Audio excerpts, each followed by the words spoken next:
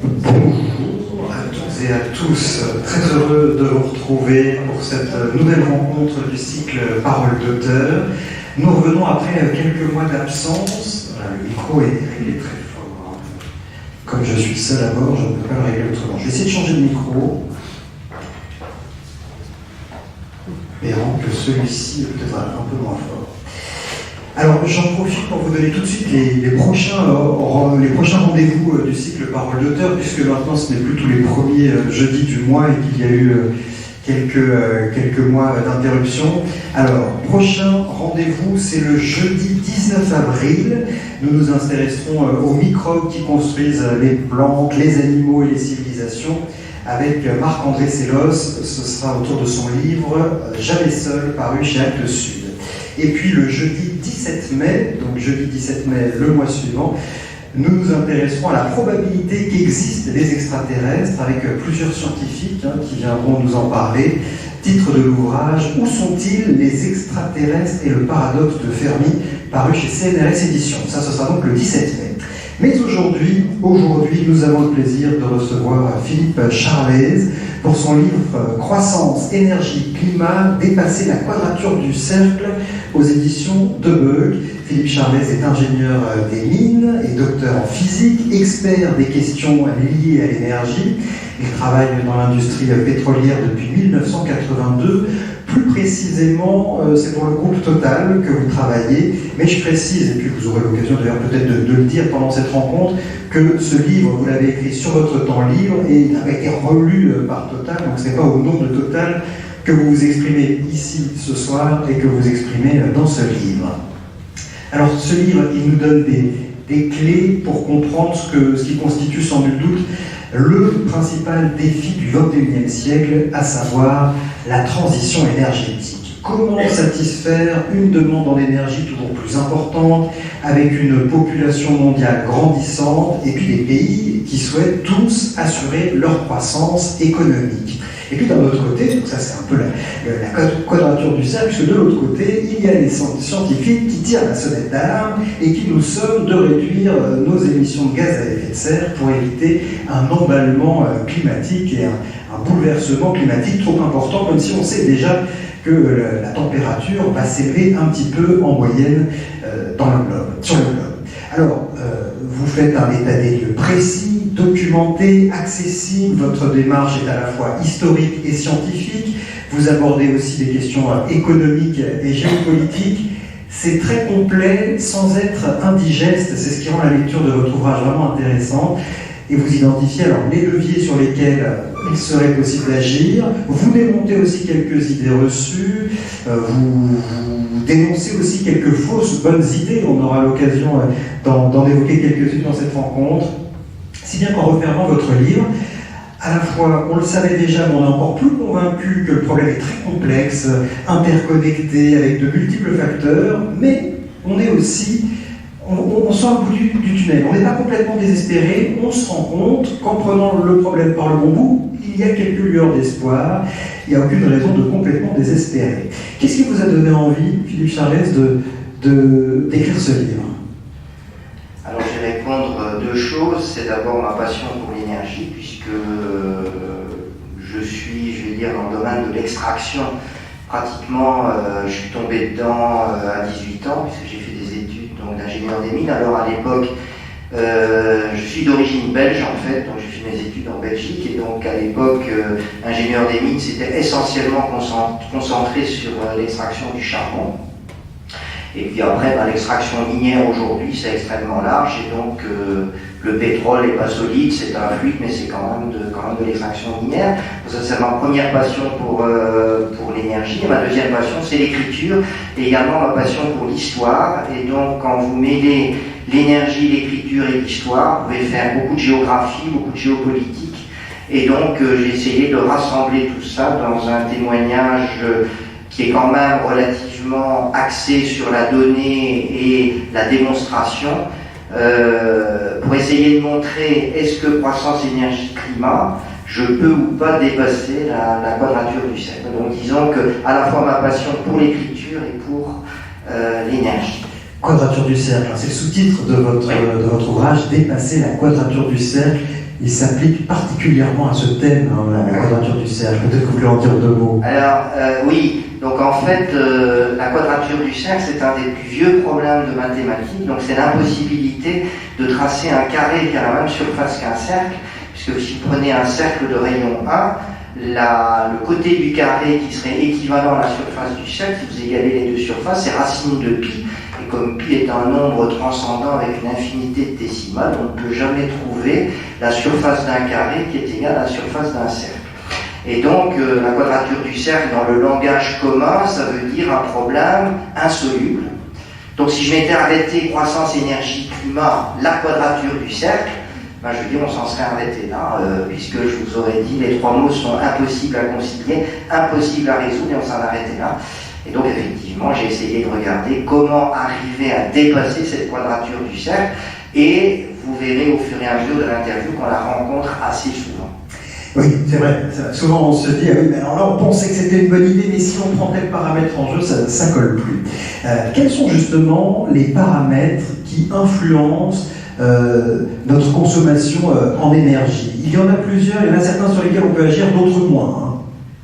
Alors en fait, donc on peut partir d'une petite équation très simple, je ne vais pas vous démontrer ici, qui s'appelle l'équation Kaya, et qui démontre en fait qu'il y a 4 leviers ou 4 causes principales aux émissions de CO2. La première, c'est la démographie, donc la croissance démographique. La deuxième, c'est la croissance économique. Alors il y en a un troisième que j'introduis, on en reparlera, qui s'appelle l'intensité énergétique et qui est en fait le rapport entre la production de richesse et la consommation d'énergie. Et enfin, il y en a un quatrième, c'est le type d'énergie qu'on va utiliser et qui va donc émettre du CO2. Alors l'intensité énergétique, la réduire, puisque c'est essayer de consommer moins d'énergie tout en produisant autant de richesse, ça couvre donc tout ce qu'on appelle l'efficacité énergétique et les économies d'énergie. Et par contre, ce qu'on appelle le pouvoir d'émission du CO2, donc c'est-à-dire la quantité de CO2 ou de gaz à effet de serre que va émettre tel type ou tel type d'énergie, va dépendre du type d'énergie. Ça va être élevé pour le charbon, intermédiaire pour le pétrole, plutôt faible pour le gaz et normalement nul pour les énergies décarbonées, c'est-à-dire le nucléaire et les renouvelables. Et comme je n'ai pas du tout traité le problème démographique parce que ça n'est pas ma spécialité, j'ai essayé de garder de la croissance économique. Il me reste donc 2 leviers pour essayer de résoudre la transition énergétique que j'appelle déplacer ou réduire. Donc déplacer, c'est déplacer les énergies carbonées vers les énergies décarbonées, et réduire, c'est essayer, tout en continuant à utiliser des énergies carbonées, donc des énergies fossiles, de réduire notre consommation tout en essayant de toujours faire de la croissance économique. Cette notion d'intensité énergétique, là, vous avez commencé à l'aborder, il faut vraiment l'avoir en tête, parce que c'est un peu là que tout se joue. Alors, dites-nous de façon très concrète ce que c'est que l'intensité énergétique. Donc l'intensité énergétique, c'est quelque chose de très simple. Vous prenez le produit intérieur brut d'un pays, et vous prenez la consommation d'énergie d'un pays, et vous faites le rapport des deux. Donc ça va s'exprimer en kilowattheures par euro. C'est le nombre de kilowattheures qu'il va falloir consommer pour produire 1 euro de richesse. Et cette intensité énergétique, on va le voir, elle a beaucoup évolué au cours du temps, puisque pendant la révolution industrielle au milieu du 19e siècle, il fallait environ 7 kilowattheures pour produire 1 euro de richesse. Aujourd'hui, la moyenne mondiale est de 2,3, mais elle est très hétérogène sur la planète. C'est-à-dire qu'en Europe, on peut difficilement réduire encore beaucoup l'intensité énergétique. Finalement, on utilise l'énergie au mieux pour produire des richesses. Alors, donc si on veut se donner quelques exemples d'intensité énergétique, donc la moyenne mondiale, elle est à 2,3 kWh par euro. En Europe, on est autour de 1 kWh par euro, c'est assez intéressant, c'est un chiffre rond et tout ça. Les États-Unis sont à 1,7, donc ce qui veut dire que tous les pays de l'OCDE sont pratiquement en dessous de la moyenne mondiale, alors que tous les pays émergents sont largement au-dessus. La Russie est à 4,7, la Chine à 4, l'Inde à 4, pratiquement tous les pays émergents sont au-dessus.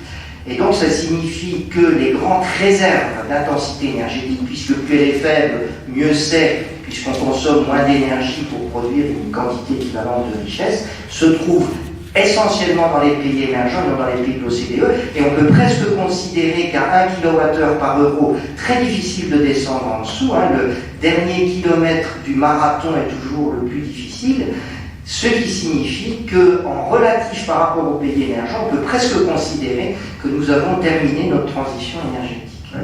C'est-à-dire que là où il y a encore une marge de progression, ce sont dans les pays émergents. Là où... Les grosses marges de progression sont dans les pays émergents. C'est ce que j'intitule d'ailleurs dans mon livre, de façon, je le reconnais politiquement un peu incorrecte, le syndrome du pauvre. C'est-à-dire que ce sont les plus pauvres qui ont en fait les grandes marges de progrès, mais par contre ils n'ont pas les moyens de payer. On y reviendra peut-être à la fin, c'est-à-dire est-ce que nous, pays développés et riches, sommes prêts à payer la transition énergétique des pays les plus pauvres pour réduire la température du cercle. Ouais. On aura l'occasion d'y revenir, c'est effectivement le cœur du débat.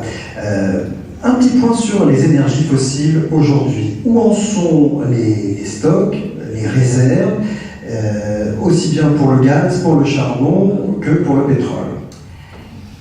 Alors, il faut faire d'abord très attention à la définition de ce qu'on appelle réserve et ressources. Alors c'est un problème que je connais bien puisque je travaille depuis 35 ans dans l'industrie pétrolière. Donc la notion de réserve pétrolière, elle a trois significations. Elle a une signification technique, donc est-ce qu'on est capable ou pas d'extraire ce pétrole avec les techniques d'aujourd'hui. Elle est économique, est-ce qu'on peut l'extraire au prix actuel du baril. Et pour une compagnie pétrolière, elle est également contractuelle, c'est-à-dire que globalement, les réserves appartiennent aux pays hôtes. La compagnie qui va les extraire, pour elle, elle ne peut déclarer que les réserves que le pays en question l'autorise à extraire. Et par contre, il y a des ressources, et des ressources, ça signifie que c'est du pétrole qui est bien identifié, mais qui n'est peut-être pas extractible techniquement, et qui peut-être n'est pas extractible économiquement aujourd'hui à un baril qui vaut à peu près 60 $. Peut-être qu'à 150 $, ça peut être extractible. Je ne vais pas détailler les... Alors, ce qu'on peut dire, c'est qu'en matière de... On va prendre l'exemple du pétrole, parce que c'est le plus intéressant. On véhicule depuis très longtemps, déjà depuis les années 30, le pétrole, il n'y en a plus pour longtemps, et puis on connaît après le fameux peak oil américain de 1970, le très célèbre Club de Rome dont vous avez certainement entendu parler, qui prédisait déjà à l'époque la fin du pétrole. Alors il faut différencier deux choses très importantes, ce sont les ressources et la production de ces ressources. Et en fait, si on prend le pétrole, et qu'on prend les ressources, enfin non, les réserves, excusez-moi, aujourd'hui disponibles et qu'on y rajoute un petit peu de ressources en extrapolant sur peut-être un peu l'augmentation des prix et l'amélioration des technologies, on peut considérer que si on divise ça par la consommation actuelle en l'incrémentant un petit peu d'à peu près 1,5% par an d'augmentation de la consommation aujourd'hui, on en a encore pour entre 100 et 150 ans de réserves. Cela étant, ça ne veut pas dire pour autant qu'on va arriver à sortir ces réserves au rythme de la demande. Et la notion de peak oil n'est pas un pic de réserve, c'est bien un pic de production, c'est-à-dire arriver ou pas à satisfaire une demande. Aujourd'hui, la production, enfin la consommation pétrolière qui est égale à la production, on est entre 95 et 100 millions de barils jour, on va difficilement arriver au-delà de 110.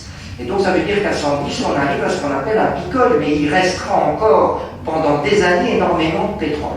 Et donc ça veut bien dire qu'il ne faut pas confondre les deux, et aujourd'hui, avec ce qu'on a pu identifier dans tout ce qui est non conventionnel, on va dire que ce pic de production, il devrait arriver, avec la consommation actuelle, aux environs de 2050.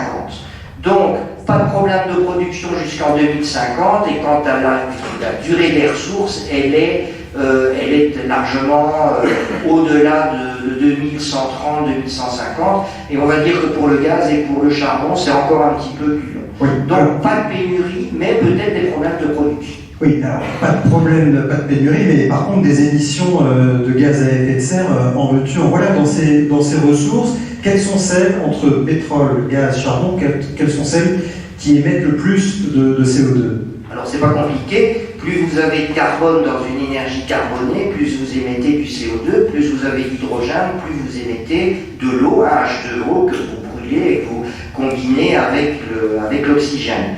Donc le charbon va émettre, je peux vous donner les chiffres, c'est 340 grammes de CO2 par kilowattheure quand on le brûle. Le pétrole c'est 250 et le gaz c'est 204.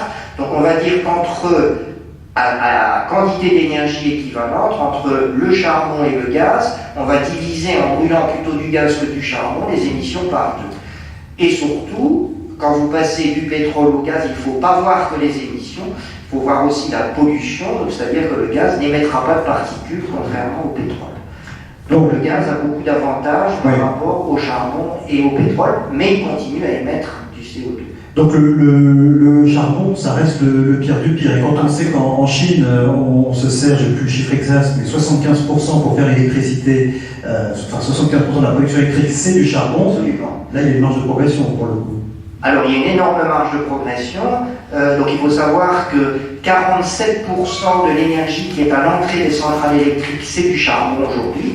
Donc, le charbon ne règne pas en maître sur la génération électrique, mais de loin le fuel le plus important. Et je reviens sur mon syndrome du pauvre dont je vous ai parlé, c'est que 75% du charbon est consommé par les émergents et seulement 25% par les pays de l'OCDE. Donc le problème du charbon est peut-être le premier problème à résoudre. Il faut absolument sortir du charbon et c'est compliqué parce que c'est aussi le combustible très disponible et le moins cher. On va évidemment parler aussi des énergies renouvelables. On va se contenter d'essayer d'utiliser les énergies fossiles les moins polluantes. Alors faisons un petit point aussi sur les différents grands domaines dans lesquels on utilise cette énergie, puis après on va un peu se déplacer dans ces différents domaines. Alors vous avez 5 grands domaines dans lesquels on utilise de l'énergie. Le premier, ce sont les transports, et dans les transports, le pétrole règne en maître absolu, puisque 93% de l'énergie utilisée dans les transports, c'est du pétrole. Donc on va dire que tout ce qui est électricité, un petit peu de gaz et de biocarburant, c'est pratiquement l'épaisseur du trait du crayon. Après, vous avez la génération électrique, et à l'intérieur de la génération électrique, au contraire, le pétrole n'est plus utilisé. C'est quelque chose qui est très peu connu aujourd'hui. En fait, on n'utilise plus pour la génération électrique que 4% de pétrole, ce qui signifie que le pétrole n'est pas à l'intérieur de la génération électrique un concurrent des renouvelables. Parce que finalement, les renouvelables, c'est essentiellement fait comme le nucléaire, le gaz et le charbon pour la génération électrique. Donc au sein de la génération électrique, ce qui est en compétition, c'est le charbon, le gaz, le nucléaire et les renouvelables, incluant l'hydroélectrique dans les renouvelables non intermittents. Après ça, vous avez l'industrie, bien évidemment. Vous avez l'habitat. Et le cinquième, c'est la pétrochimie.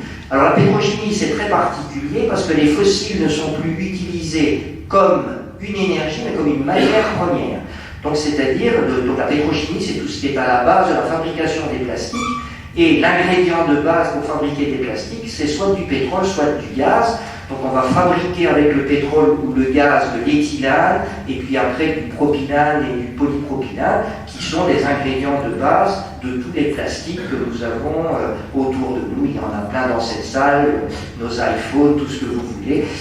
Donc là, la pétrochimie, c'est très particulier et difficilement substituable, puisque forcément, la matière première, c'est le pétrole.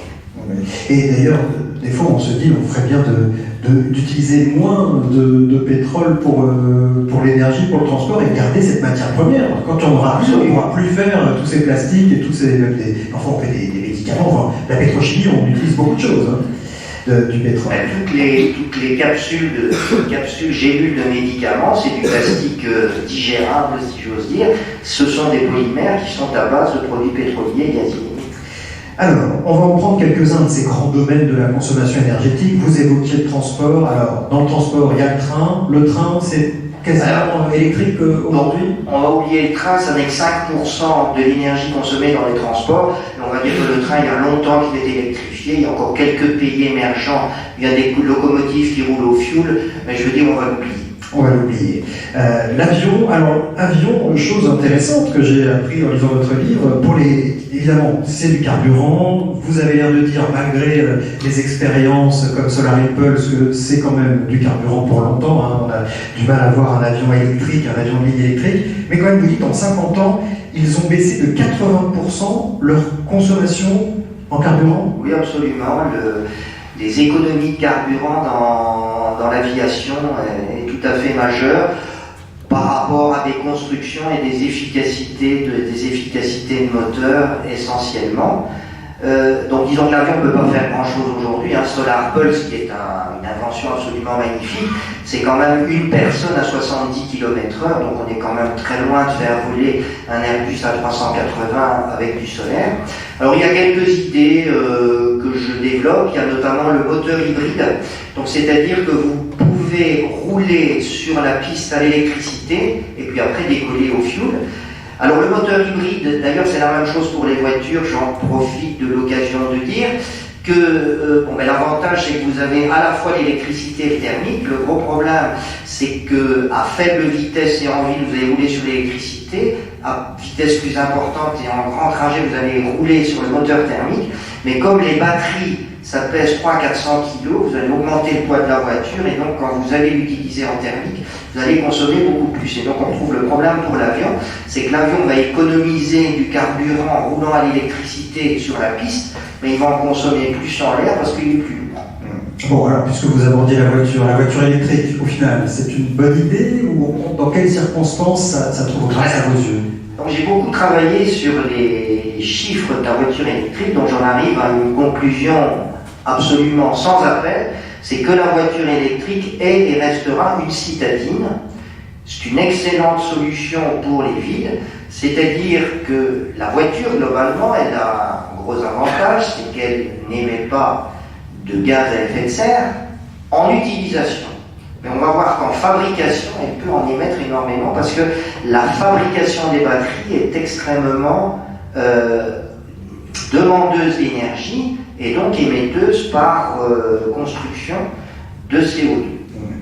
Donc la voiture a l'autonomie. Alors l'autonomie, c'est pas un problème puisqu'on peut fabriquer des batteries comme les batteries Tesla qui ont des autonomies de 600 km, des batteries qui font 85 kWh et une voiture électrique, ça consomme 10 à 15 kWh au 100, donc des grosses autonomies. Le problème, c'est que ce sont des batteries qui coûtent très cher et surtout leur fabrication émettent énormément de CO2 parce que plus vous injectez de kilowattheures à l'intérieur d'une batterie, plus vous allez devoir injecter des métaux rares, du lithium, etc.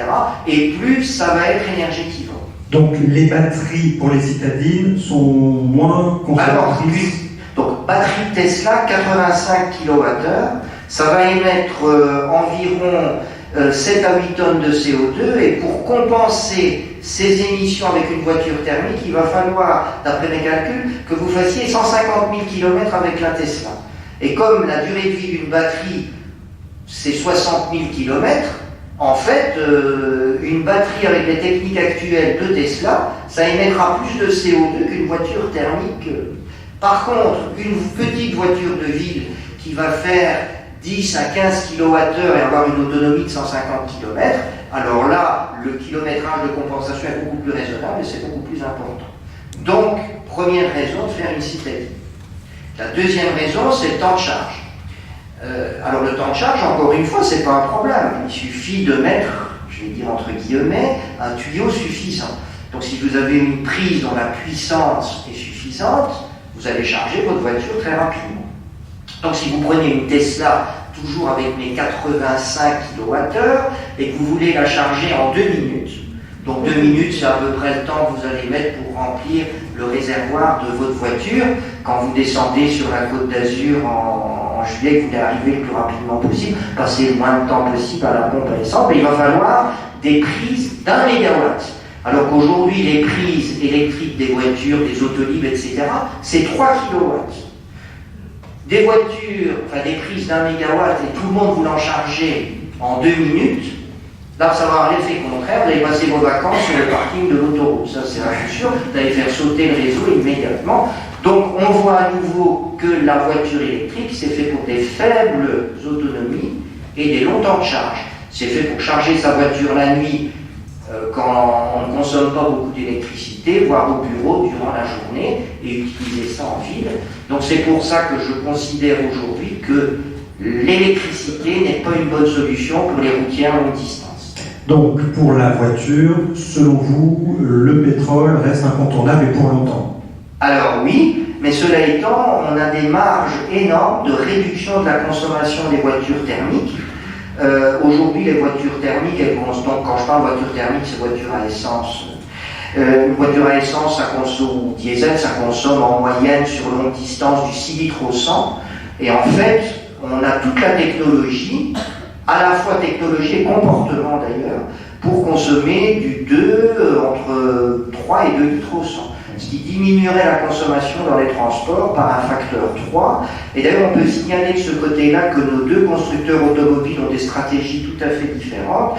Peugeot travaille énormément sur la réduction de consommation de la voiture thermique, alors qu'au contraire, Renault va, disons, tête baissée dans la voiture électrique aussi longue distance. Mon point de vue, c'est que Renault fait fausse route. Ouais.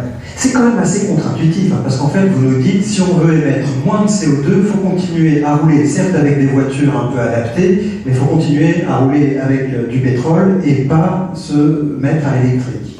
Oui, parce que si vous... Aujourd'hui, il y a le nombre de voitures thermiques sur la planète, voitures à essence, c'est 1,2 milliard de voitures à peu près. Et on arrivera assez rapidement, dans les années 2030-2035, à 2 milliards de voitures. Le parc chinois notamment, les Chinois, ils n'ont qu'une voiture pour 10 habitants, pour environ 6 voitures pour 10 habitants pour nous et 8 voitures pour 10 habitants aux États-Unis. Donc il y a encore des grosses marges de progrès de ce côté-là. Entre parenthèses, tant que les Chinois continuent à faire leur électricité avec du charbon, de toute façon, leur voiture électrique, s'ils prenaient la voiture électrique... Alors, c'est ce que j'appelle un peu de la transition belge. Moi qui suis belge, je rappelle que vous êtes belge, donc que personne ne se journalise. C'est-à-dire que vous utilisez de l'électricité charbonnière pour alimenter votre voiture, il vaut mieux brûler du fioul directement, ou du diesel directement à l'intérieur de votre voiture. À une exception près, c'est que vous n'émettez pas de particules. Et donc, malgré tout, il ne faut pas regarder que le côté CO2, il faut aussi regarder le côté pollution. Mais si, alors, admettons, et c'est vrai que c'est assez convaincant quand on vous lit, même si on ne peut pas s'empêcher de dire, bon, il travaille chez Total aussi, donc il a intérêt à nous dire que l'essence, bonjour. Mais c'est vrai que ça a l'air fait de façon assez objective, donc je ne vous fais pas ce procès-là. Mais on se dit, puisque vous nous dites, dans 50 ans ou au moins dans 100 ans, les réserves en pétrole vont s'épuiser. Donc, s'il n'y a pas d'alternative crédible aujourd'hui, c'est-à-dire que dans 100 ans, il n'y a plus de voitures, ou on aura trouvé autre chose d'ici là? Alors je ne serai plus là pour... non, mais vous pouvez y avoir pensé. Pour le voir. Ben, je dirais que quand on pense à la révolution industrielle, parce que j'adore l'histoire, et puis on est ici au musée des arts et métiers, donc vous avez vraiment toute l'histoire de la technologie, avec notamment cette magnifique réduction de la machine à vapeur de Watt. Ce qu'on peut dire, c'est qu'à l'époque, il y a eu des vrais breakthroughs technologiques. Et aujourd'hui, il ne faut surtout pas penser que les éoliennes, on y reviendra, que les panneaux solaires ou que le moteur à hydrogène sont des véritables percées technologiques. Le moteur à hydrogène, c'est-à-dire la pile à combustible, 1820. L'effet photoélectrique, Heinrich Hertz, c'est fin du 19e siècle. Moteur thermique, Otto Baudrochat, c'est aussi milieu du 19e siècle. Et donc je vais dire que, mais ça je ne le développe pas du tout, c'est que si en matière d'énergie il y a un vrai breakthrough futur, c'est vraiment ce qu'on appellera la fusion nucléaire, puisqu'à ce moment-là, on transformera toute l'eau des océans en hydrogène et là on aura un carburant propre pour le futur. Mais en attendant, il faut pouvoir bricoler avec un mix loin d'être parfait, mais dans lequel, et pour revenir sur ce point, la réduction de la consommation des voitures est pratiquement plus efficace que de passer à la voiture électrique, et que donc, je reviens sur mes deux leviers, c'est un leitmotiv aussi, je vous avais dit, il y a deux leviers, il y a réduire et déplacer, et en fait on s'aperçoit que réduire est toujours beaucoup plus facile et finalement efficace que de déplacer, qui est compliqué et qui parfois est moins efficace. On reviendra en parlant d'ailleurs des énergies renouvelables. Réduire, on comprend bien, hein, c'est réduire la quantité d'énergie pour un même service. Déplacer, on rappelle, c'est changer la source d'énergie. Alors l'hydrogène, vous venez de l'évoquer, la voiture à hydrogène, elle a de l'avenir ou pas selon vous? Alors la voiture à hydrogène est un très bon moyen, mais la grosse question c'est d'où vient l'hydrogène. Parce que malheureusement, la nature, elle est pas gentille avec nous. Le soleil, il a des quantités d'hydrogène inutiles qui brûlent de façon invraisemblable chaque jour. Mais il ne nous l'envoie pas sous forme d'hydrogène, il nous l'envoie sous forme de rayons solaires, on verra, où c'est extrêmement difficile à récupérer. Alors l'hydrogène n'existe pas malheureusement dans l'écorce terrestre comme le gaz, comme le méthane, à l'état natif. Donc l'hydrogène, il faut le fabriquer. Alors vous avez deux méthodes pour fabriquer l'hydrogène. Le premier qui est largement utilisé aujourd'hui et qui représente 95% de la production d'hydrogène, ce qu'on appelle le reformage du méthane. Donc c'est-à-dire que en fait, vous faites réagir du méthane avec de l'oxygène, vous en extrayez l'hydrogène, mais plus du carbone et plus l'oxygène, qu'est-ce qui se passe? Produisez du CO2. Et donc quand vous reformez le méthane, donc vous faites réagir le méthane pour produire de l'hydrogène, vous allez produire autant de CO2 que si vous brûlez le méthane.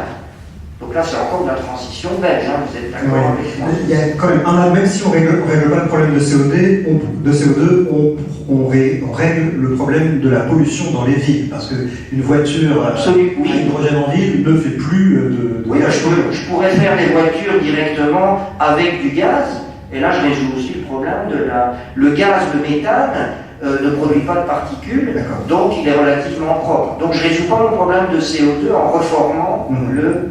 Alors oui, comme ce seront dans des grandes unités, on peut toujours dire qu'on capte le CO2 et qu'on le réinjecte, on pourra y revenir, mais ça ne se fera pas en quantité suffisante. Après, vous avez une deuxième solution, beaucoup plus intéressante pour produire l'hydrogène, c'est ce qu'on appelle l'électrolyse de l'eau.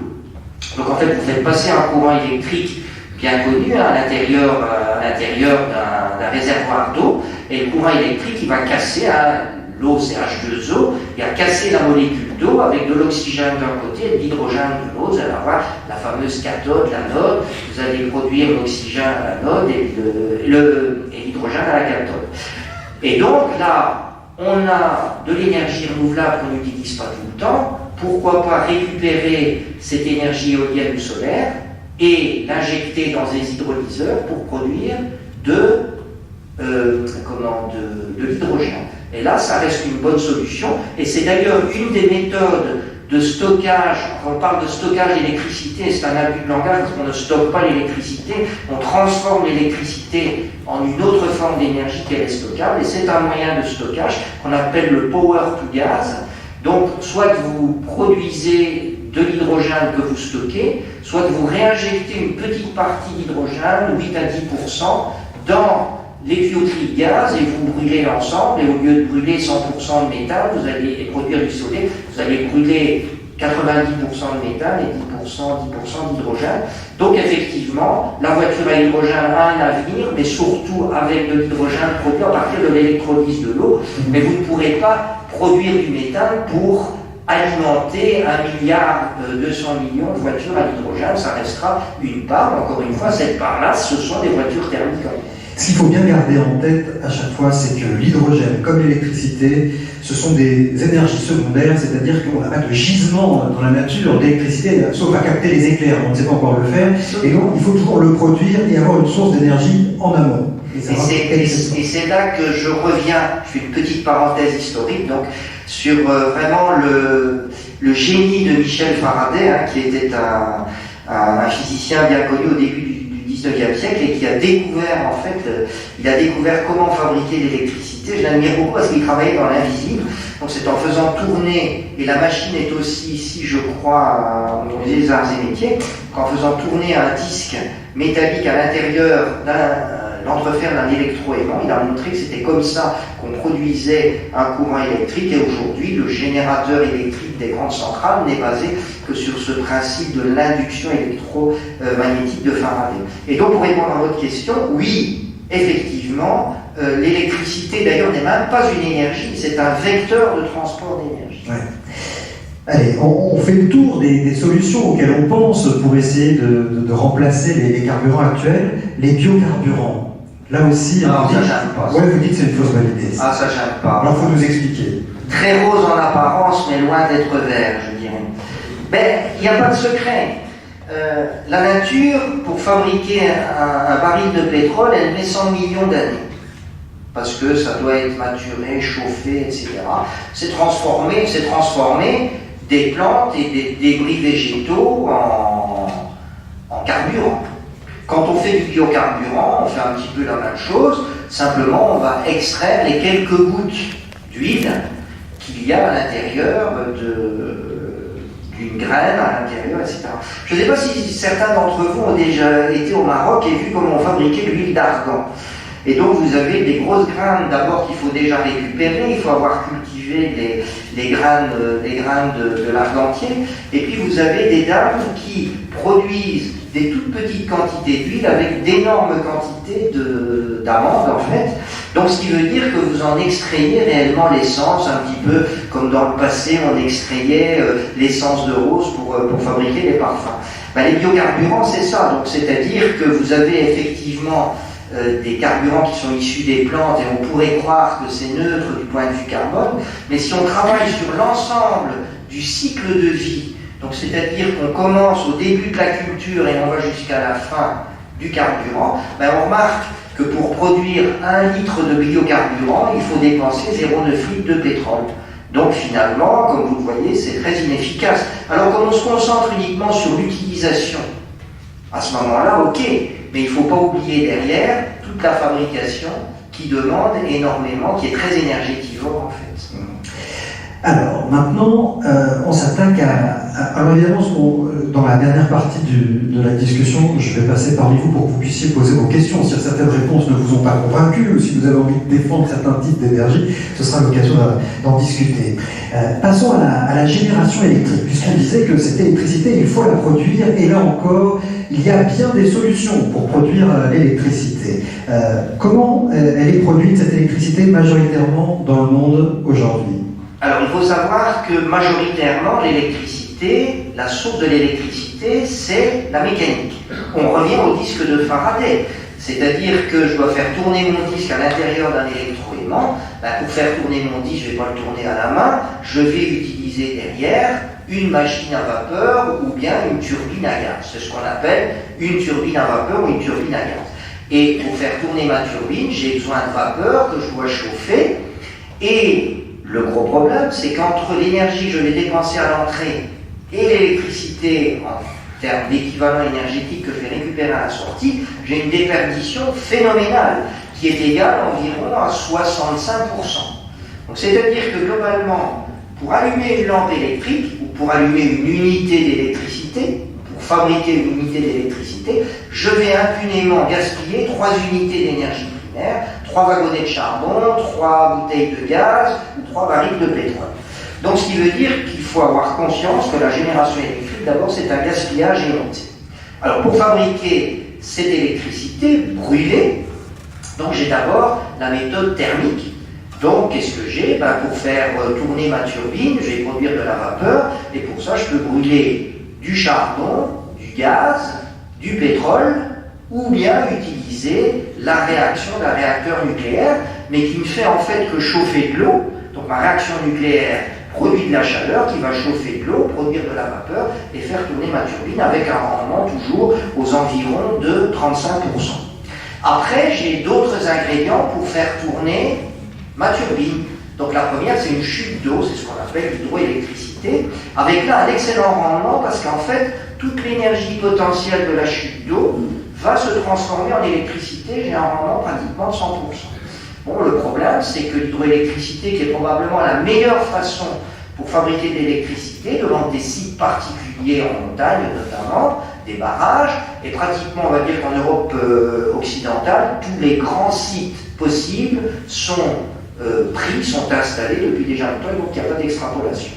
Un petit bémol sur l'hydroélectrique, c'est un peu, enfin c'est pas si anecdotique, à l'époque j'imagine que ça a marqué les esprits, mais en vous lisant je n'avais pas réalisé ça. Souvent on accole au nucléaire et à d'autres techniques des grandes catastrophes qui font froid dans le dos. Pour l'hydroélectrique, j'avais un peu une image de la solution idéale, et vous revenez sur des catastrophes et pas des moindres qui ont eu lieu en France avec des barrages hydroélectriques. Alors France et Italie. Bon, celle de France, tout le monde la connaît, hein. Je crois que pas mal de gens qui sont à peu près de ma génération ici et donc qui ont entendu parler du fameux barrage de Malpasset, aussi connu comme barrage de Fréjus, qui n'était pas un barrage hydroélectrique, mais c'était un barrage voûte qui effectivement a cédé c'était en décembre 1959 et qui a fait derrière 500 morts. Par contre, il y a une deuxième catastrophe, moins connue, mais qui a fait 2000 morts, c'est la fameuse catastrophe du Vajon dans les Dolomites en Italie.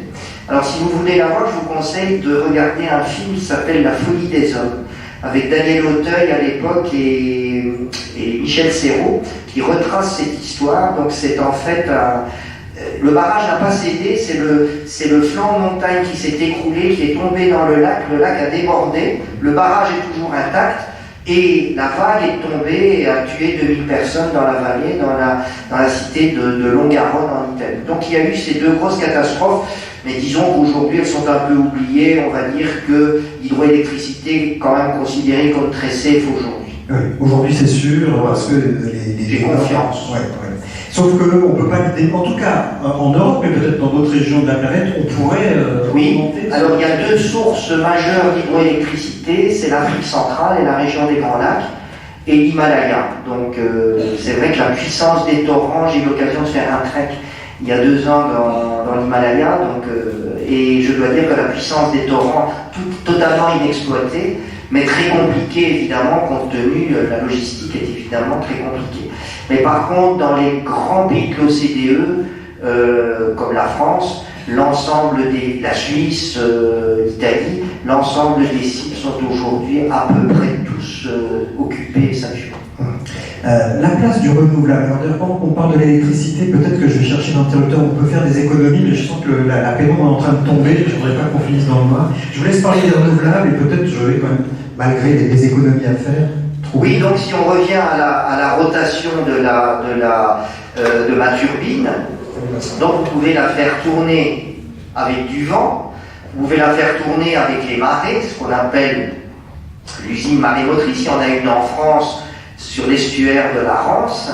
Vous pouvez aussi utiliser les courants marins. Donc vous avez un tas de méthodes. Et puis vous avez par contre une méthode très différente pour fabriquer de l'électricité, qui est la lumière, et la lumière fut d'ailleurs, où c'est différent, hein. Donc c'est le fameux effet photoélectrique de Hertz.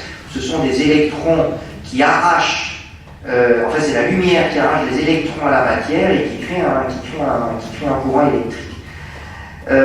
Le problème, c'est que les renouvelables par rapport au thermique, il y a deux problèmes, c'est le où et quand. C'est-à-dire que le thermique, vous fabriquez l'électricité où vous voulez et quand vous voulez. Les renouvelables, c'est quand la nature veut et où la nature veut. Et même l'hydroélectrique, parce que s'il n'y a pas suffisamment de pluie et que votre barrage n'est pas rempli, ben vous devez attendre d'avoir suffisamment d'eau, que la nature veuille bien vous apporter de la pluie. Et donc, ce sont ça les deux grosses différences. Certes, on émet en fabriquant l'électricité avec du thermique ou pas du nucléaire, mais disons, il y a un certain nombre de problèmes. C'est que nous, on veut de l'électricité quand on veut et où on veut, et ça, c'est malheureusement, le thermique peut vous le donner. Ce que les renouvelables, c'est la nature qui décide à notre place. Ce qui est rageant, parce qu'il y a quelques images assez frappantes, moi, que je retiens de votre livre. Vous dites sur le solaire, si on arrivait à capter toute l'énergie solaire qui nous arrive, en 6 semaines, voilà, on a l'énergie accumulée dans toutes les ressources énergétiques fossiles de la planète. Donc en 6 semaines, on reçoit tout ça, et on n'en capte que quelques bribes. Voilà, donc le dieu Ra, si j'ose dire, un dieu du soleil, nous envoie toutes les 6 semaines l'équivalent énergétique de tout le stock d'énergie fossile contenu dans l'écorce terrestre. Le problème, c'est que c'est complètement dispersé dans l'atmosphère, alors que de l'autre côté, vous avez un concentré dans l'écorce terrestre, et c'est là toute la différence. Mais est-ce qu'on ne pourrait pas faire mieux quand même, rendre plus efficace le captage de cette énergie solaire? Donc, aujourd'hui, le rendement... Donc déjà, on en capte une toute petite partie. Alors déjà, pour en capter... je vais dire une bonne partie, il faudrait pratiquement couvrir toute la surface de la planète de panneaux solaires. Or aujourd'hui, le pourcentage de surface de la planète couverte avec des panneaux solaires, je n'ai pas le chiffre en tête, mais enfin, ça, je veux dire, c'est même pas l'épaisseur du trait du crayon. Et puis surtout, c'est que seul entre 10 et 15% de l'énergie solaire, lumière incidente, parce que ce n'est pas la chaleur du soleil, mais bien la lumière du soleil qui vous crée de l'électricité, est transformée en électricité. Et donc aujourd'hui, les cellules solaires ont un rendement compris entre 10 ou 15%, et là, incontestablement, il y a une marge de progrès, on pourra peut-être arriver à 30%. Et il ne faut pas me dire, finalement c'est égal, puisque l'énergie qui vient est gratuite, non, parce que si vous passez de 15 à 30%, c'est 100% de surface en moins au sol, et 2 fois moins de panneaux solaires, donc c'est un des gros challenge, un des gros défis des panneaux solaires, c'est augmenter le rendement des panneaux solaires. Sur l'énergie éolienne? Alors, sur l'énergie éolienne, c'est pareil, c'est augmenter la puissance des éoliennes. Mais il faut se méfier. Alors, j'espère, vous savez tous la différence entre énergie et puissance. Donc, la puissance, c'est la capacité à fournir de l'énergie. Ce sont des kilowatts, et donc l'énergie, la puissance, c'est donc le nombre de kilowatts c'est le nombre de kilowattheures par seconde qui est capable de délivrer une installation. Et le problème, c'est qu'on a souvent tendance à comparer puissance avec puissance. Le problème, c'est qu'une unité de puissance nucléaire, elle va marcher 80% du temps, et une unité de puissance éolienne ou solaire, ça va marcher entre 10 et 15% du temps, dépendant toujours de la volonté de la nature. Donc c'est-à-dire que pour produire la même quantité d'électricité, au lieu de mettre une unité nucléaire, il va falloir en mettre en solaire ou en éolien entre 4 et 5 fois plus. Et donc vous avez une véritable course à l'échalote vers la puissance renouvelable, et donc c'est un petit peu pour ça que la loi sur la transition énergétique n'avait pas pu marcher. Tout simplement, on voulait retirer à peu près 20 gigawatts de nucléaire sur les 60 gigawatts de nucléaire aujourd'hui disponibles en France. Mais quand on retirait 20 gigawatts de nucléaire, il fallait en rajouter 70 à 80 d'éolien, c'est-à-dire 40 000 éoliennes de 2 mégawatts. Or, comme on en met en œuvre environ 600 par an, vous ferez le calcul, ça nous amenait à 2060, donc il n'était pas possible d'arriver à réduire à 50% de nucléaire en remplaçant par de l'éolien ou du solaire en 2025. Donc ça veut dire que vous pronostiquez qu'on n'y arrivera pas ou que le projet est abandonné? Ah ben, il est abandonné, puisque Hulot a bien dit qu'on n'y arriverait pas, et donc j'ai appris, il y a eu un communiqué du gouvernement il y a 2 jours. Ils ont révisé de moitié en disant on va plus baisser de 20 gigawatts mais de 10 gigawatts pour ne plus descendre à 50% mais à 65%.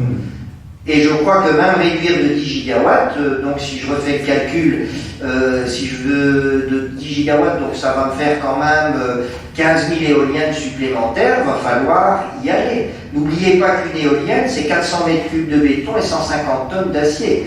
Et pour fabriquer 150 tonnes d'acier et 400 mètres cubes de béton, c'est-à-dire l'équivalent en ciment, il faut brûler beaucoup de pétrole et de gaz. Bon. La France a fait le choix du nucléaire, tous les pays n'ont pas fait ce choix-là. Comment font-ils ceux qui n'ont pas fait le choix du nucléaire?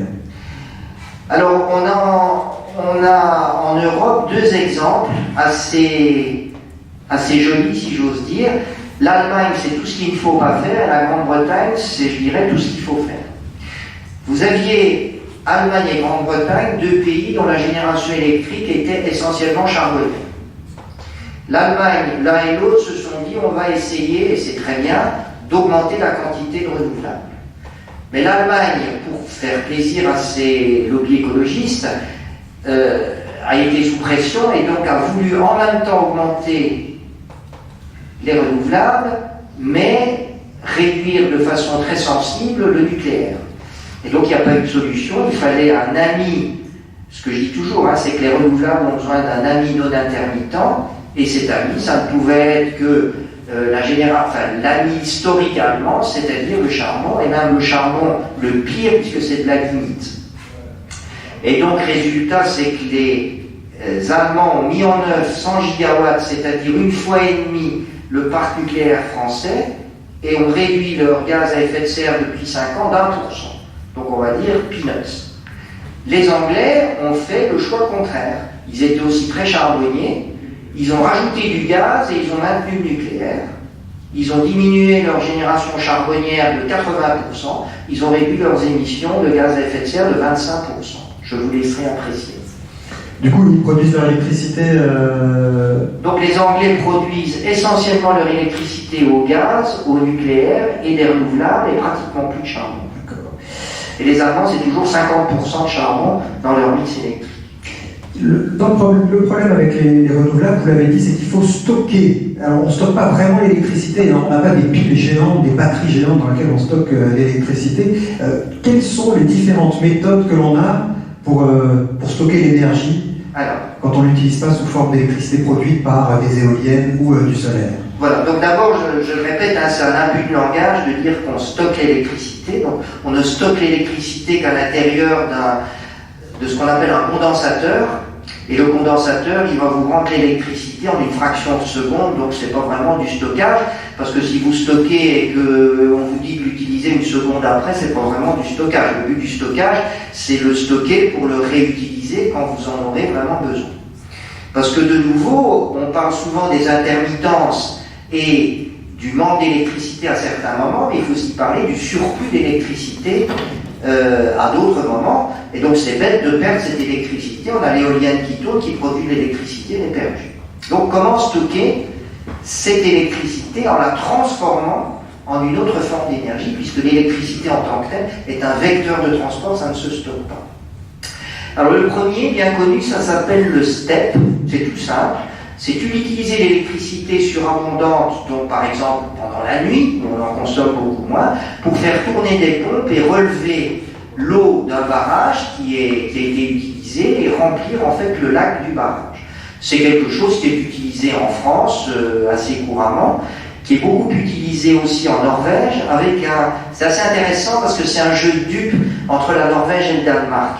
Le Danemark a énormément d'éoliennes, et donc le Danemark a parfois une surabondance d'électricité éolienne qui vend pour une bouchée de pain à la Norvège, et les Norvégiens remplissent leur lac de barrage. Et puis parfois les Danois, ils n'ont plus de vent, donc ils ont besoin d'électricité, et alors là ils l'achètent au prix fort aux Norvégiens, cette hydroélectricité. Voilà.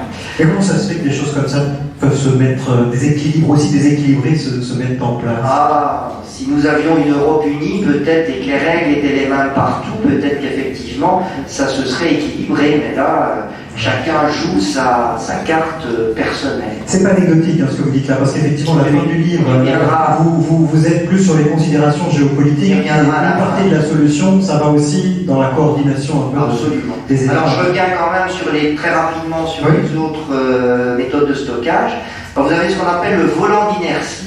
Alors ça, vous faites en fait, vous utilisez l'électricité pour faire tourner un volant, et puis le volant, vous le fixez un peu comme un ressort, et vous allez le relâcher quand vous aurez besoin d'électricité, avec l'énergie du volant d'inertie, vous allez faire tourner une turbine, et toujours pareil, voilà.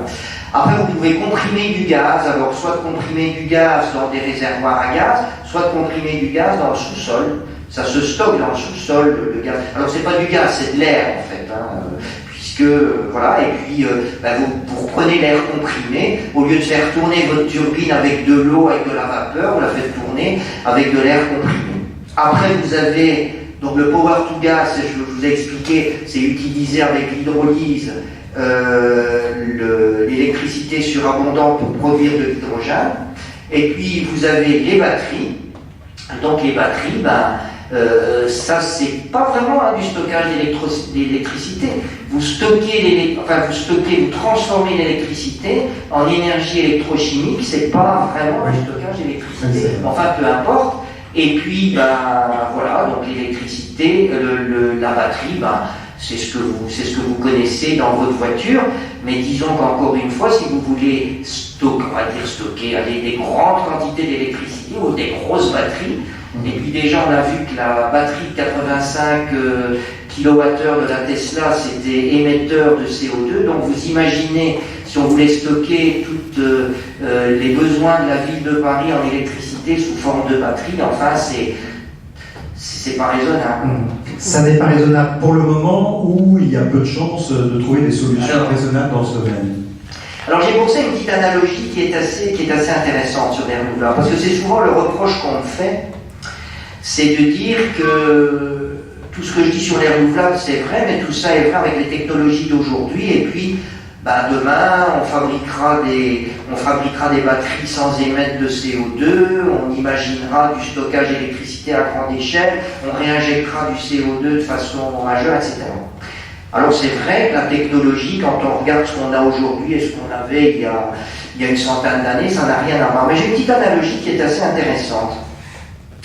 En fait, j'ai vu une étude récemment qui disait que sur les plages françaises, sous le sable des plages françaises, il y a environ 5 millions à 10 millions d'euros qui sont disséminés sous forme de pièces perdues il y a d'ailleurs encore beaucoup de francs français. Et donc, en fait, c'est un peu comment on estime un truc pareil? Alors là, je veux dire, ça je n'ai pas vérifié. A priori, je pense que c'est quelqu'un qui a estimé le nombre de pièces qui étaient perdues par an dans les plages, qui a multiplié par le nombre de saisons et qui est arrivé à ce chiffre. Alors est-ce que c'est 5, est-ce que c'est 10, est-ce que c'est 8? Je crois qu'on ne va pas chier là-dessus, ça n'a pas grande importance. Et donc vous avez tous un potentiel pour trouver 10 millions d'euros. Le gros problème, c'est que pour aller chercher ces 10 millions d'euros, il vous faudra du temps, il vous faut un détecteur de métal, et puis vous allez probablement y passer une partie de votre vie pour ramasser finalement quelques pièces. Et donc les renouvelables, c'est un peu pareil, vous avez je vous ai dit, pratiquement tout le stock fossile qui arrive du soleil toutes les 6 semaines, il suffit de le ramasser par terre comme les pièces. Et donc, ce qu'on ne changera pas, c'est le fait que les pièces soient disséminées. Ça ne changera pas. Alors, est-ce que vous trouverez dans l'avenir un détecteur de métal hyper sophistiqué pour en quelques jours ramasser l'ensemble des... Donc, on peut imaginer un véhicule roulant avec du laser qui ramasse la pièce automatiquement, etc. Et que vous arrivez à collecter vos pièces, peut-être. Mais bon, pour l'instant, je n'ai que mon détecteur de métal tel qu'il est. C'est pour ça que j'aime bien les analogies. C'est simplement pour mettre en perspective et en évidence cette quadrature du cercle, on y revient là.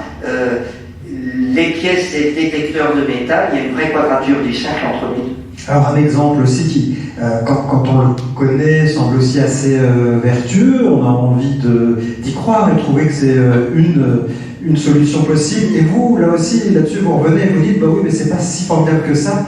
C'est un village en France, Montdidier, qui est arrivé à une apparente autonomie. Donc il a installé des éoliennes, aussi une petite usine pour faire du biogaz, je crois, qui génère de l'électricité. Et vous vous dites, oui, mais c'est pas si généralisable et c'est pas la solution. Alors, je dirais, et on en vient au fait, que les renouvelables sont essentiellement une énergie de proximité. C'est-à-dire que je vous ai dit, les renouvelables, on ne sait pas où et on ne sait pas quand, mais malgré tout, on sait qu'il y a plus de soleil à Marseille qu'à Lille, qu'il y a plus de vent dans le golfe d'Aquitaine que dans le bassin méditerranéen. Donc ça veut dire qu'il y a quand même des gisements solaires et des gisements éoliens qui sont déterminés. Il y a beaucoup de soleil dans le Sahara par exemple, il y en a beaucoup dans le désert de Namibie ou dans le désert d'Arabie Saoudite, il y a beaucoup de vent sur les côtes africaines. Donc ça veut dire que pour moi, je n'ai absolument rien, au contraire, je suis tout à fait favorable aux énergies renouvelables, mais c'est un peu comme la voiture électrique dont je vous ai dit que c'était une urbaine, ce sont des énergies de proximité. Et donc ça veut dire qu'un village comme Montdidier, qui va s'équiper d'éoliennes, de solaire et puis même de biogaz, peut très bien fabriquer de façon tout à fait intéressante une partie significative de son électricité. Mais vous aurez toujours besoin de la force de frappe d'EDF derrière, parce qu'il suffira d'une grosse tempête où 3 des 4 éoliennes sont par terre. Si vous n'avez pas EDF, vous n'avez plus d'électricité pendant 6 mois avant de remettre votre parc d'éoliennes, etc. Donc c'est-à-dire que notamment la génération électrique et la dissémination d'électricité sur tout un territoire comme la France va toujours nécessiter quand même une partie de centralisation. Vous ne pourrez pas décentraliser l'ensemble de l'électricité, et c'est pour ça que je comparais un peu Montdidier au village gaulois, c'est-à-dire le village gaulois, vous vous rappelez, qui ne voulait pas vivre avec l'Empire romain et qui voulait être complètement isolé. Je veux dire, Montdidier ne deviendra pas un village gaulois, même s'il essaye de communiquer en disant qu'il va le devenir, je n'y crois pas trop. Il y a d'autres arguments, hein. Vous dites ça s'est effectivement fait et construit avec des subventions de la collectivité, c'est-à-dire que tout le monde a un peu participé à ça, et puis évidemment ils sont reliés au réseau général, et justement l'intermittence des renouvelables fait qu'ils vendent leur électricité à EDF, et puis quand leur infrastructure, leurs éoliennes ne tournent pas, ils reprennent de l'électricité à EDF. Alors là, il y a peut-être des petits progrès à faire au point de vue législatif, alors ça n'est pas non plus le domaine que je connais mieux, mais disons qu'il faut savoir qu'aujourd'hui, si vous produisez de l'électricité chez vous, vous n'avez pas le droit de la vendre à votre voisin. Vous devez la vendre à EDF qui la vendra à votre voisin. Donc là, il y a peut-être des petits progrès à faire. Pardon ? 50%, vous dites cette date. Oui, d'accord. Mais pas avec le voisin. Vous n'avez pas le droit d'alimenter le voisin. C'est ce que je voulais dire. Vous ne pouvez la vendre qu'à EDF pour 50% de votre électricité. Voilà.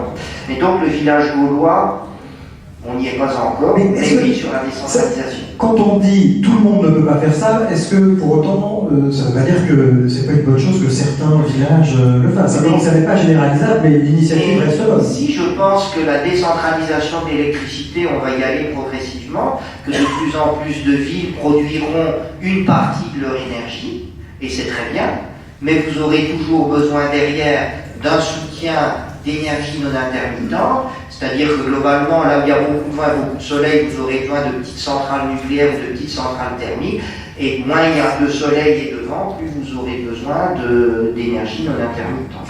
Je voudrais qu'on se garde une petite vingtaine de minutes pour discuter avec la salle. Alors, abordons un peu la question de la politique et de la géopolitique à travers un exemple qu'on a encore tous en tête et sur lequel vous revenez dans votre livre, la COP21, les engagements. Déjà, ces engagements, selon vous, sont-ils à la hauteur et sont-ils réalistes? Non, ils ne sont pas réalistes. Donc déjà, l'engagement de Copenhague, c'est-à-dire 2 degrés en 2050, c'est très difficile d'y arriver, parce que ça demande de réduire en 2050 de 30% la consommation mondiale de fossiles, 82% aujourd'hui, 52% en 2050. Enfin, on voit que le trend, la tendance, ça va être très difficile d'atteindre ça.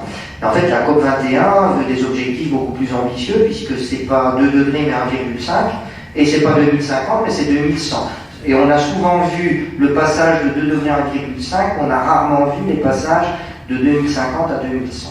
Alors c'est vrai, et ça c'est un de mes credos, si on avait réellement tout le monde comme l'image qu'on a pu avoir de ces chefs d'État au début de la COP21, étaient tous la main dans la main, chacun ignorant son égoïsme national, et qu'on faisait une transition énergétique mondiale, ça irait certainement beaucoup plus vite. Ça fait pas le monde d'un doute.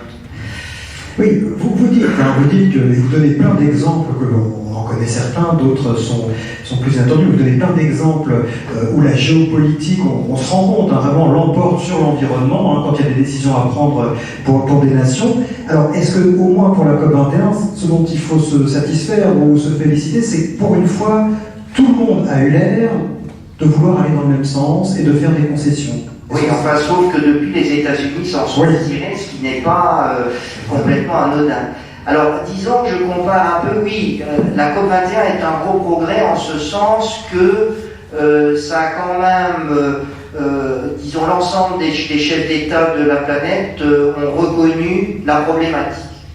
Donc ça, c'est quand même quelque chose de très important. Tout le monde a reconnu la problématique, et je dis d'ailleurs que j'avais l'espoir qu'on n'entendrait plus les paroles de George Bush qui disait que le climat c'était bon ni pour les entreprises américaines, ni pour les contribuables américains, ni finalement pour le citoyen américain. Malheureusement, le discours de Trump, on est revenu exactement au point zéro.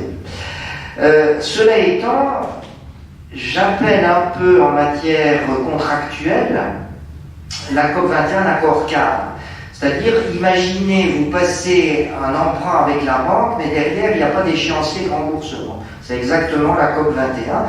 Donc c'est-à-dire que tout le monde est d'accord sur les objectifs, donc vous empruntez à votre banque, je sais pas, 200 000 euros et vous êtes d'accord de rembourser 200 000 euros et la banque est d'accord de vous prêter, mais derrière il n'y a pas d'échéancier, vous ne dites pas quand vous remboursez. Mais la COP 21, c'est exactement ça. Bon, ce qui évidemment, si vous me trouvez une banque qui est d'accord de faire ça, vous me la dites tout de suite. Oui. Et c'est sûr que vous présentez comme ça. Alors, est-ce qu'il y a d'autres... on n'a pas parlé du stockage du CO2. Est-ce qu'il y a des pistes comme ça? Si on se dit de toute façon, on va en émettre, alors pourquoi pas, plutôt que de le rejeter dans l'atmosphère, utiliser ce gaz et le réinjecter Le stockage du CO2, ça marche. Hein. Il y a le champ de Sleipner en Norvège où on injecte du CO2. Mais disons qu'entre les objectifs de volume injecté et ce qu'on arrive à faire aujourd'hui, je veux dire, on est entre 1 et 100. Et il faut savoir que sur la réinjection de CO2, il y a énormément de résistance sociétale, puisque c'est aussi comme les éoliennes. Hein, d'ailleurs, tout le monde est d'accord qu'on mette beaucoup d'éoliennes, sauf si c'est dans son jardin. Donc, et le CO2, c'est pareil. Donc, ça sera une solution parmi d'autres, mais ça n'est pas la solution miracle. Ouais. Allez, est-ce qu'il y a des questions dans la salle sur les différents points que nous avons abordés? Je vois des mains qui se lèvent. Oui, de nombreuses mains. Allons-y. Oui, merci d'abord pour votre conférence. Et moi, je voulais vous parler d'un article que j'ai lu dans la presse espagnole, dans le nord de l'Espagne, exactement aux Asturies. C'était un article fait par l'hydroélectrique du Cantabrique et qui disait que, heureusement, que l'éolien était subventionné par l'État, parce que eux, ils en rejetaient 80% à la terre.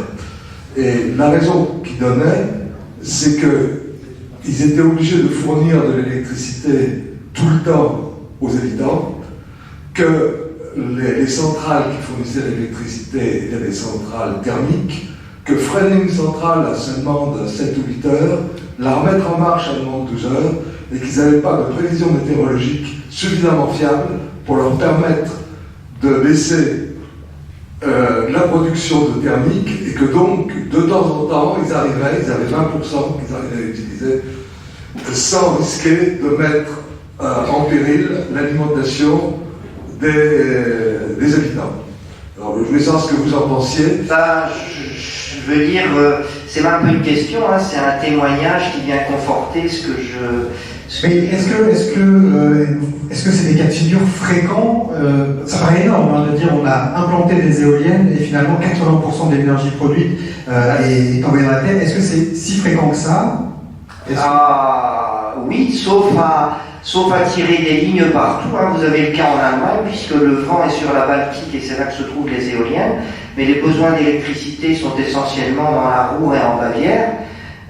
Donc on a de nouveau le où et quand, et il n'y a pas que le quand. C'est-à-dire même quand vous avez du vent sur la Baltique, le où n'est pas rempli. Donc effectivement, l'éolien c'est parfois que 20% du temps, et ces 20%-là, c'est pas nécessairement quand on le veut. Oui, est-ce que l'historien que vous êtes aussi pourrait évaluer même à la louche? On avait en tant qu'humanité, avec les fossiles, un trésor sous les pieds. Où on en est? Combien en pourcentage a-t-on consommé ce trésor depuis le début de la révolution énergétique en quelques générations? Alors, je vais vous le dire, pour le pétrole et le gaz, il faudrait que je vérifie pour le charbon. Les chiffres, tous les chiffres sont dans mon livre, mais donc on va dire que pour le pétrole aujourd'hui, les réserves, il y a environ 3 000 milliards de barils identifiés sans les pétroles de schiste. En rajoutant les pétroles de schiste, on fait 4 500 et on en a consommé à peu près aujourd'hui 1 200. Donc en pourcentage, ça fait... Donc en pourcentage, ça veut dire qu'on en a consommé un bon tiers. Un bon tiers. Et au point de vue du gaz, je dirais qu'il en reste beaucoup plus le gaz. On en a consommé une vingtaine de pourcents. Et il faut savoir que la mais là c'est un peu hors sujet, mais il faut bien différencier dans le pétrole et surtout dans le pétrole, ce qu'on appelle l'emplacement et les réserves. Hein. Donc la quantité de pétrole prévue, contenue dans l'écorce terrestre, on va en récupérer uniquement un tiers, puisqu'il y en a les 2 tiers qui vont rester piégés ad vitam aeternam par force de capillarité. Donc quand je parle des 4500 milliards de barils, elles ne représentent que les 33% extraits. Si on voulait calculer la quantité que la nature a fabriquée, il faut encore multiplier par 3. D'accord. Bonsoir. Bonsoir. Vous nous avez dit tout à l'heure donc qu'on avait à peu près pour 150 ans, grosso modo, de produits de pétrole. Vous nous avez prouvé que les énergies renouvelables, c'était ridicule. Et... Non, faut pas le faire. Ridicule par rapport à la consommation dont on aurait besoin. Donc qu'est-ce qu'on fait dans 150 ans? Vous direz, on n'y sera plus peut-être, mais les arrière-petits-enfants, qu'est-ce qu'ils font dans 150 ans? Donc ce que je vous ai dit, c'est qu'à mon avis, le vrai futur breakthrough, et je crois que pour la mettre au point, on en a pour une centaine d'années, ce sera la fusion nucléaire. Voilà. Donc c'est-à-dire arriver en fait à réellement séparer de façon efficace, et non pas comme on le fait avec l'électricité et l'électrolyse, de façon très inefficace, d'extraire l'hydrogène de la molécule d'eau, puisque l'eau, ça il y en a au niveau des océans, des quantités pour produire de l'hydrogène pour encore quelques millénaires. Et avec votre idée de tout ce que l'on va encore consommer comme énergie fossile, on en est où par rapport au scénario du GIEC, donc qui prévoit, ces climatologues qui prévoient le réchauffement climatique? Alors, c'est un raisonnement un peu inverse. Donc, c'est-à-dire qu'aujourd'hui, ce que dit le GIEC, c'est que nous avons encore, il parle en crédit CO2. Donc, c'est-à-dire, globalement, si on veut maintenir les 2 degrés, c'est leur objectif, on a encore la possibilité d'émettre environ 800 milliards de tonnes de CO2, sachant qu'aujourd'hui, on en émet 35 milliards par an, qui en a une petite partie qui est absorbée par les océans et les...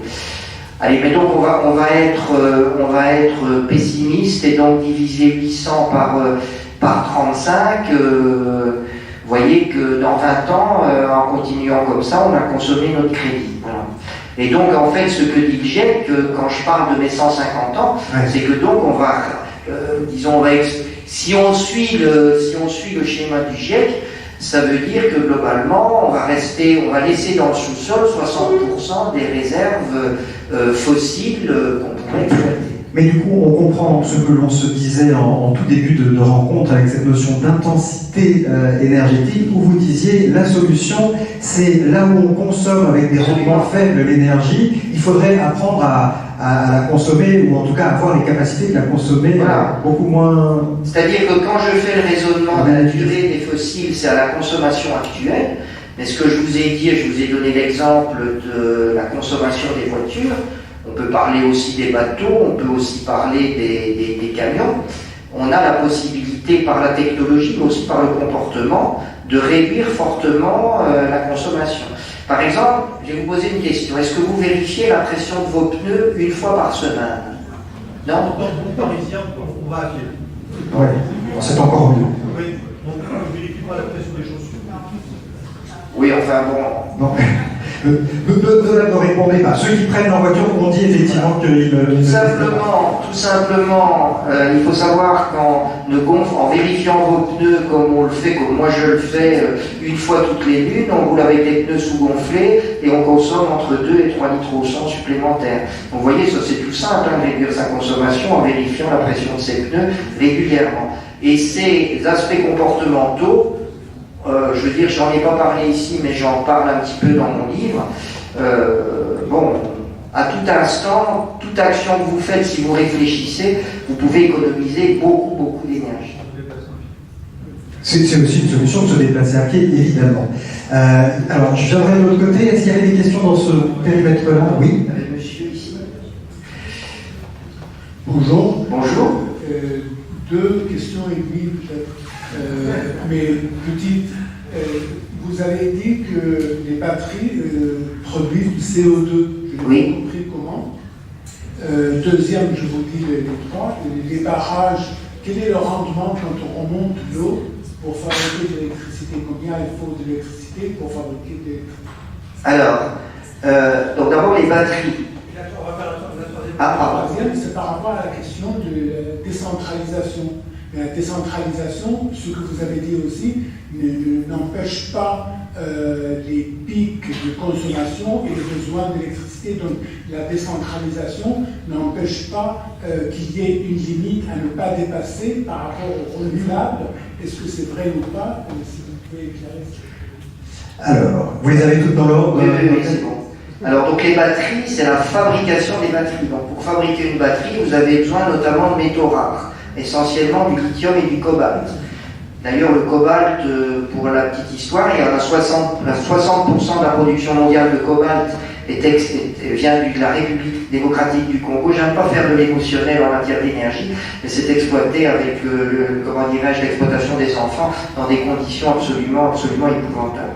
Et donc, si vous voulez, si vous calculez l'ensemble de l'énergie qui, inévitablement, il y a beaucoup d'énergie fossile derrière, est utilisée pour fabriquer ces batteries, extraire le minerai, le traiter, et puis surtout l'introduire à l'intérieur de la batterie par des procédés qui sont extrêmement énergétivores, vous arrivez en fait à montrer que pour fabriquer 1 kWh de batterie, vous émettez 200 kg de CO2. Alors maintenant, vous allez me dire, oui, mais dans le futur, il n'y aura plus de fossiles, donc on fabriquera les batteries avec des renouvelables. Oui, d'accord, mais ce n'est pas le cas aujourd'hui.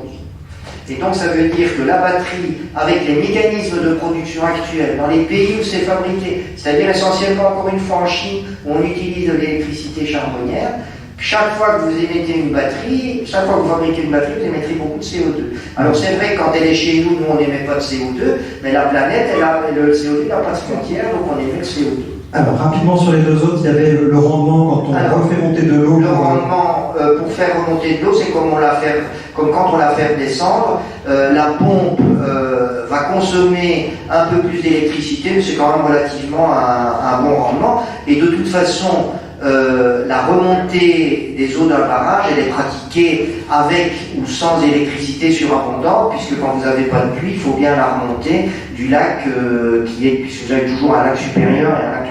Et la dernière, sur les avantages sur les intermittences en décentralisation, bien évidemment. C'est bien pour ça que non seulement j'ai pris l'exemple de la panne pendant le cyclone ou la tempête, mais vous aurez aussi besoin, comme je l'ai dit, même en décentralisation, là où vous avez beaucoup de soleil ou beaucoup de vent, vous aurez besoin d'électricité thermique locale sur des petites centrales, mais qui devront pallier aux intermittences, bien évidemment. Oui, bonsoir. J'ai une petite question qui revient un petit peu sur le thème que vous avez évoqué au début sur finalement comment concilier les objectifs climat et puis les objectifs de développement durable. Et en particulier, prendre un exemple comme un pays comme l'Inde.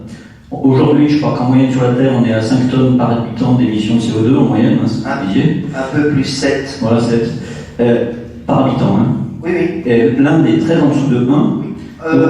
En dessous de 1, je ne sais pas, enfin elle est très en dessous de 5. Elle est très en dessous, et donc on voit bien qu'il y a un enjeu de développement de ce pays. Et de votre point de vue, quels seraient un petit peu les ingrédients pour un scénario de sortie de pauvreté de l'Inde, on va dire, qui soit climato-compatible? Alors je sais qu'on utilise beaucoup un indicateur par habitant. En fait, ce qui crée le climat, c'est pas l'habitant, c'est le global. Et le problème, c'est que l'Inde, certes, c'est moins de 5 par habitant, mais vous multipliez par 1,5 milliard d'habitants, donc ça fait beaucoup de CO2. Et puis la Chine, c'est 7. Les États-Unis et l'Australie, c'est 18. Donc c'est beaucoup. Donc on pourrait dire c'est aux Australiens, si vous raisonnez sur par habitant, c'est aux Australiens. Donc ce qui veut dire que les Indiens, même s'ils émettent peu, il faut essayer qu'ils émettent moins. Et effectivement, c'est assez compliqué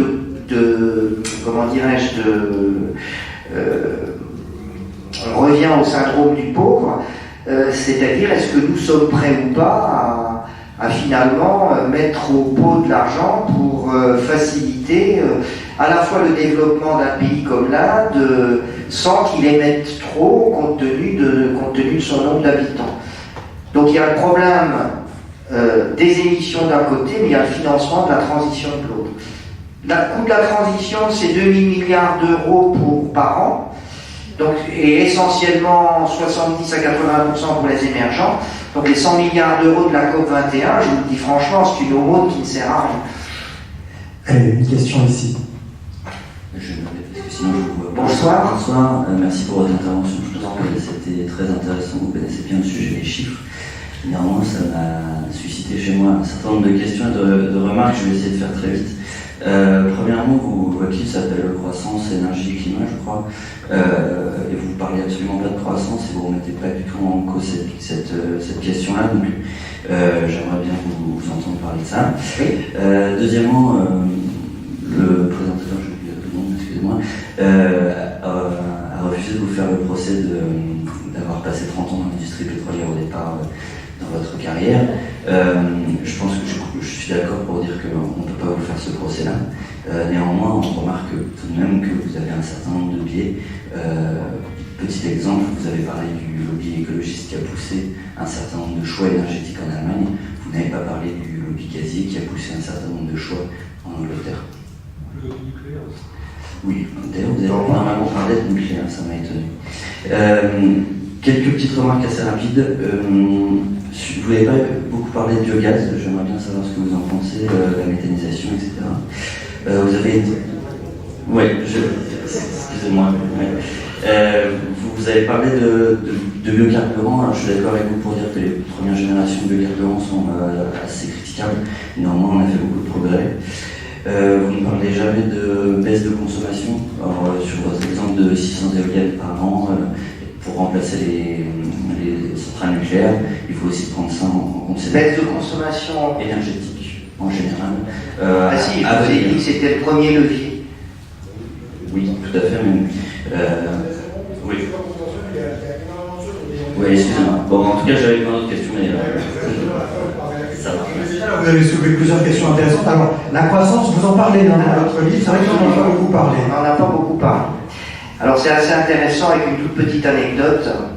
Et d'ailleurs, je crois que, après vous avoir entendu, puisque vous dites que je ne la remets pas en cause, alors, en fait, mon livre est une complète contradiction entre le début et la fin.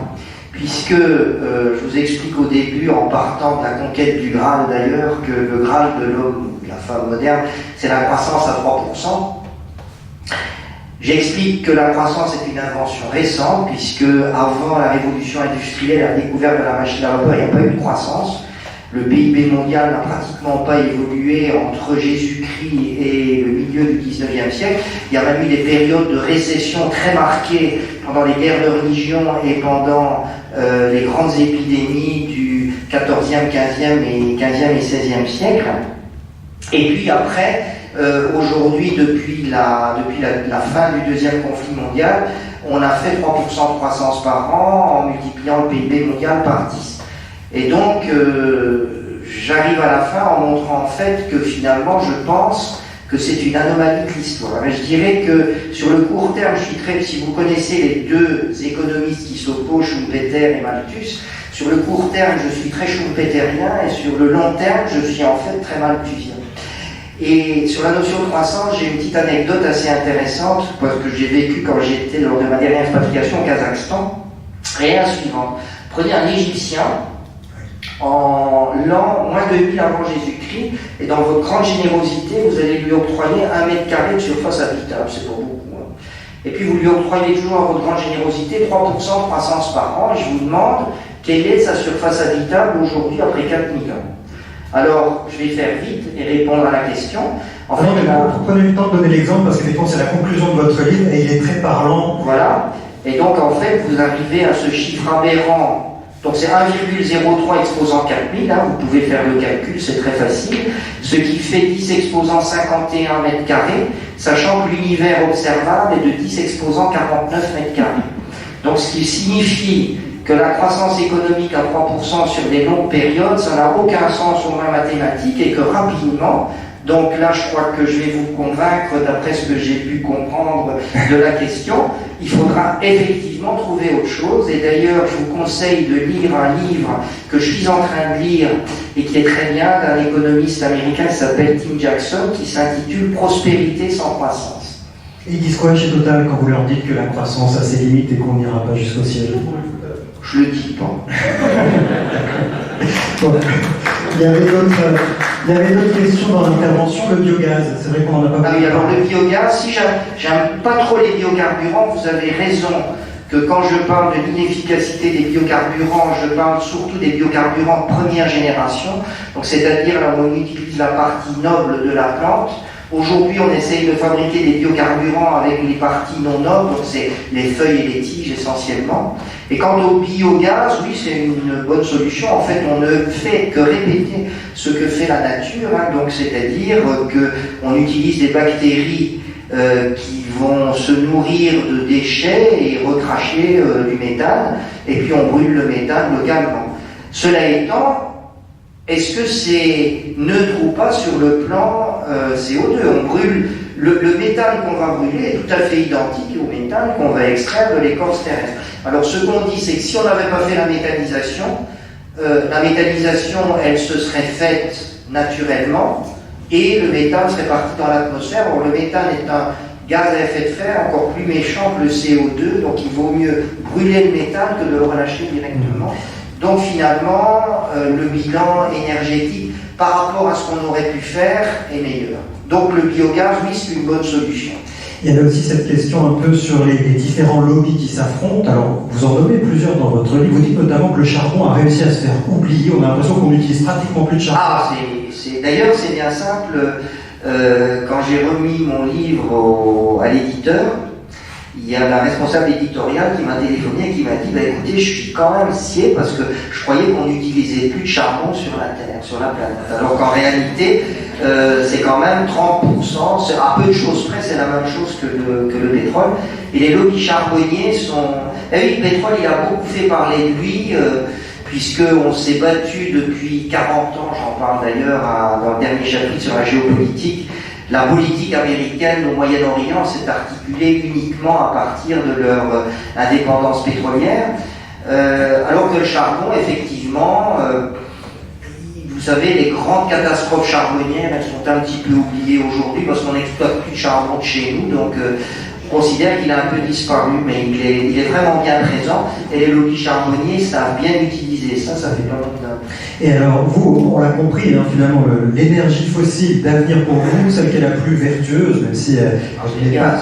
C'est le gaz. Absolument. Alors, du coup, il y avait, pour reprendre toutes les questions et n'en censurer aucune, il y avait cette idée que peut-être, vous aussi, vous poussez dans un sens en appartenant à un quelconque lobby. Alors, convainquez-nous que c'est une donnée... Non, c'est une... Je pense que le futur est dans un mix équilibré. Je pense par exemple, allez, on va prendre camions et bateaux, on n'en a pas beaucoup parlé. Camions et bateaux, l'option c'est le gaz. Pourquoi? J'essaye de vous démontrer ça, non pas de façon, je vais dire, intégriste, mais de façon tout à fait scientifique. Bon, on pourra aussi utiliser l'électricité pour les camions et les bateaux. Pour les bateaux, vous allez tout de suite concevoir que c'est compliqué. Que un bateau transatlantique, on ne peut pas mettre une éolienne ou des panneaux solaires sur le bateau et faire marcher un gros container. Bon. Donc le pendant du fuel, ça pourrait être le charbon, vaut mieux du gaz, et notamment du gaz naturel liquéfié, puisque c'est un gros concentré énergétique. Les camions, pourquoi ne pas utiliser l'électricité et pourquoi plutôt privilégier le gaz pour les camions? Un camion, c'est entre 500 et 1000 chevaux. Vous vous rendez compte la quantité de batterie et le temps de charge que ça va faire pour alimenter un camion à l'électricité? Voilà, c'est tout. Donc je pense que le gaz est effectivement une bonne option. De même que je pense que vous avez deux amis au renouvelable, c'est, si vous voulez sortir du charbon, il n'y a pas de secret. L'hydroélectricité s'est occupée, donc il n'en reste plus que deux, c'est le nucléaire d'un côté et le gaz de l'autre, chacun ayant ses avantages et ses inconvénients. Voilà, donc ça ce sont un peu les pistes que vous donnez. Et pour conclure, est-ce que vous êtes confiant dans la situation et les choses telles qu'elles se présentent, ou est-ce que voilà, ce sont des vœux pieux et vous avez peu d'espoir pour que les choses aillent dans le bon sens selon vous? Alors je vais vous dire en conclusion, et puis moi ce sont là des convictions qui sont très politiques, mais je vais quand même essayer de vous convaincre. Parce qu'on a posé une question sur le développement durable. Et donc, je vous rappelle que les trois grands piliers du développement durable, qu'on dit complémentaires et non substituables, c'est l'environnement, l'économique et le sociétal. Ce sont les trois grands piliers du développement durable. Et vous avez, pendant, une bijection entre les trois grands piliers de la transition énergétique. Le pendant du de l'environnement, c'est le climat. Le pendant de l'économique, c'est la compétitivité des entreprises. Et le pendant du sociétal, c'est la sécurité énergétique. D'ailleurs, mon patron, Patrick Pouyanné, tiens voilà, dit souvent que l'énergie, elle doit être propre, abordable et disponible. On revient bien sur les trois piliers. Vous avez sur ces trois piliers, un pilier qui est global, c'est le climat, et vous avez deux piliers qui sont profondément nationaux, c'est la compétitivité des entreprises et la sécurité énergétique.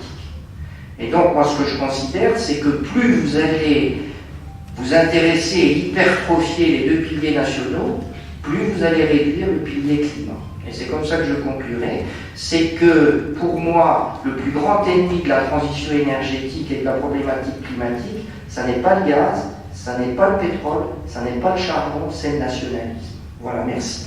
Merci à vous. Alors, avant que vous l'applaudissiez, je voudrais juste signaler qu'il existe une chaîne YouTube sur laquelle vous faites des petits épisodes d'une dizaine de minutes. 5 minutes. 5 minutes, ça s'appelle Energy Challenge, si des gens veulent aller voir sur YouTube. Et puis sinon, il y a effectivement votre livre, voilà, Croissance, énergie et climat. Qui est disponible à l'entrée. Et donc, si le livre vous intéresse, je vous le dédicacerai avec très grand plaisir. Merci beaucoup. Merci à vous, je vous souhaite une très bonne soirée.